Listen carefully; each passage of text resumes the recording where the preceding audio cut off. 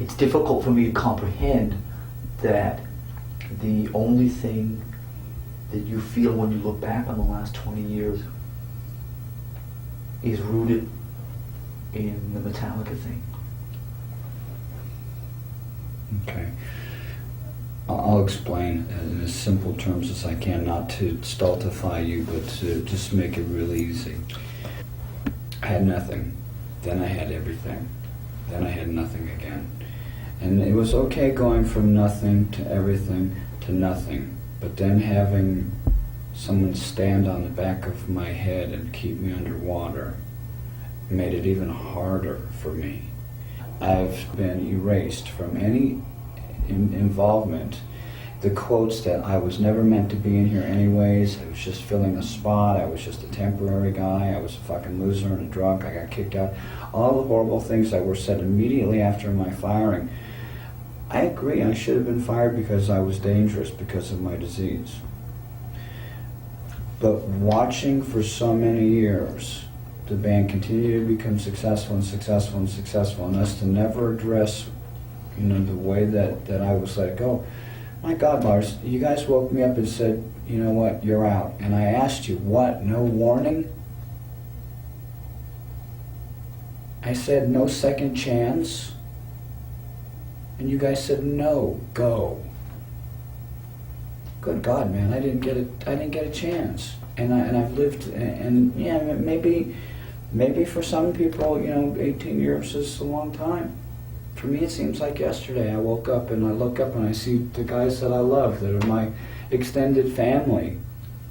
Gotta remember, all I had was my mom. All I had was you and James. We had dreams together. And I sold everything to join that dream. And then it ended.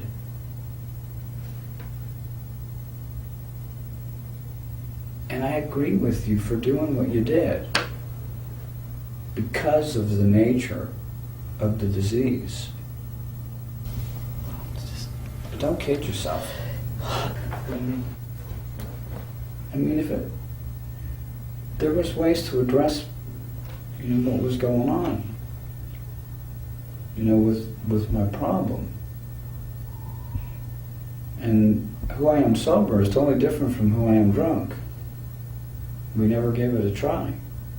We never gave it a chance. Would it have worked? As much as I loved being with you guys, I'm sure it would have.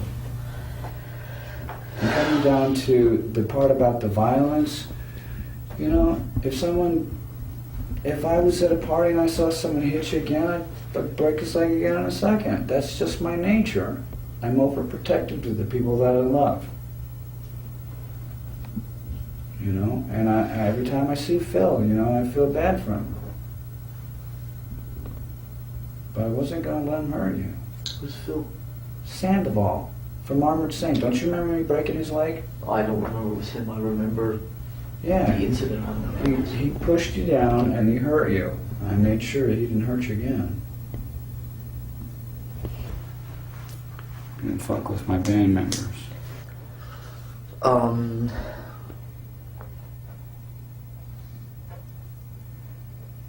I had this clear vision, which I don't know if I've ever told you, but the night where we decided to let you go, a couple of days before we let you go, and we played some show, and me and you were just sitting there, and I think we were smoking some pot and being very mellow, and I just remember I had this clear vision of just being overwhelmed with sadness and emotion about what was about to go down literally like 8 hours after that.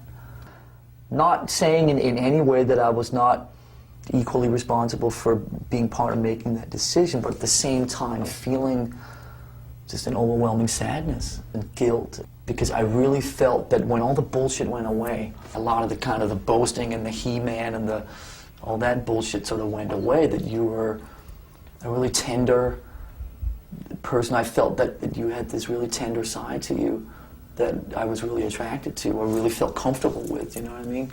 And I think that's always been there. And that's why I think I sought you out. I'm not mad at you, Lars. Oh, you know. You know, and I don't want anything from anybody. You know, I still have my dreams. I'm glad that James is getting help. I really am. I wish that James was here. I wish Cliff was here.